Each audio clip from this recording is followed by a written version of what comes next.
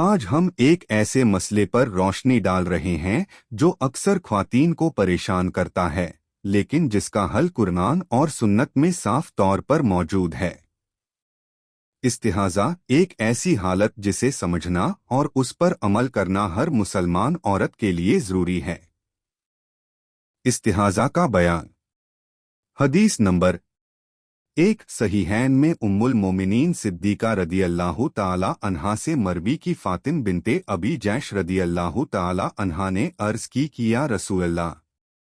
मुझे इस्तिहाज़ा आता है और पाक नहीं रहती तो क्या नमाज छोड़ दूं? फरमाया नहीं, यह तो रग का खून है, हैज़ नहीं, तो जब हैज़ के दिन आए तो नमाज छोड़ दे और जब जाते रहें खून धो और नमाज पढ़ो। हदीस नंबर 2 अबू दाऊद और नसई की रिवायत में फातिमा बिनते अबी जैश रदियल्लाहु ताला अन्हा से यूं है कि उनसे रसूलुल्लाह सल्लल्लाहु ताला अलैहि वसल्लम ने फरमाया कि जब हैज़ का खून हो तो काला होगा और पहचान में आएगा, जब यह हो तो नमाज से बचो और जब दूसरी तरह का हो तो वुज़ू करो और नमाज पढ़ो कि वह रग का खून है। हदीस नंबर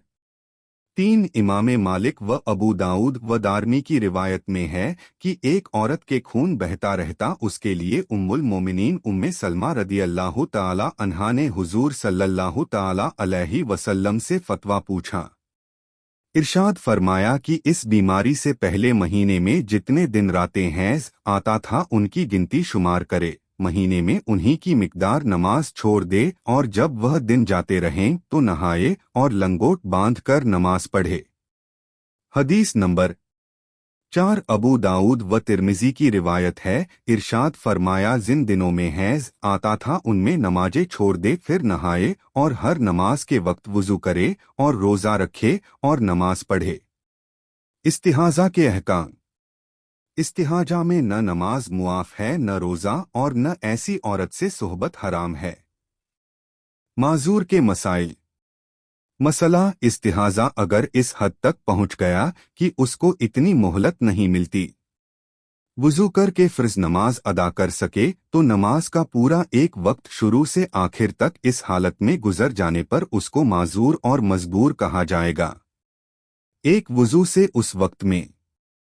नमाज़ें चाहे पढ़े, खून आने से उसका वुज़ू न जाएगा। मसला मगर कपड़ा वगैरह रखकर इतनी देर तक खून रोक सकती है कि वुज़ू करके फ़र्ज़ पढ़ ले तो उसका माजूर होना साबित न होगा कि अभी तक किसी फ़र्ज़ नमाज का वक्त नहीं गया। मसला वुज़ू करते वक्त वह चीज़ नहीं पाई गई जिसकी वजह से वह माजूर है और वुज़ू के बाद भी न पाई गई, यहाँ तक कि बाकी पूरा वक्त नमाज का खाली गया तो वक्त के जाने से वुज़ू नहीं टूटा। यूं ही अगर वुज़ू से पहले पाई गई मगर न वुज़ू के बाद बाकी वक्त में पाई गई न उसके बाद दूसरे वक्त में तो वक्त जाने से वुज़ू न टूटेगा। मसला और अगर उस वक्त में वुज़ू से पहले वह चीज़ पाई गई और वुज़ू के बाद भी वक्त में पाई गई या वुज़ू के अंदर पाई गई और वुज़ू के बाद उस वक्त में न पाई गई मगर बाद वाले में पाई गई तो वक्त खत्म होने पर वुज़ू जाता रहेगा अगरचे वह हदस न पाया जाए।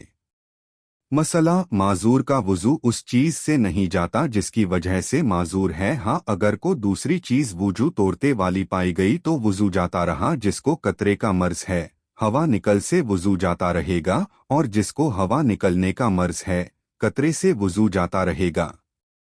मसला माजूर ने किसी हद के बाद वुज़ू किया और वुज़ू करते वक्त वह चीज़ नहीं है जिस सबब माजूर है, फिर वुज़ू के बाद वह उन वाली चीज़ पाई तो वुज़ू जाता रहा। जैसे इस्तिहाज़ा वाली ने पाखाना पेशाब के बाद वुज़ू किया और वुज़ू करते वक्त खून बंद था, वुज़ू के बाद आया तो वुज़ू टूट गया, और अगर वुज़ू करते वक्त वह उज़्र वाली चीज़ भी पाई जाती थी तो अब वुज़ू की ज़रूरत नहीं।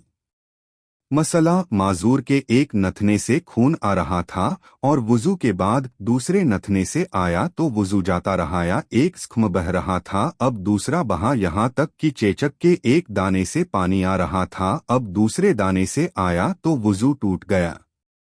मसला अगर किसी तरकीब से उजर जाता रहे या उसमें कमी हो जाए तो उस तरकीब का करना फ़र्ज़ है, जैसे खड़े होकर पढ़ने से खून बहता है और बैठकर पढ़े तो न बहेगा, ते बैठकर पढ़ना फ़र्ज़ है।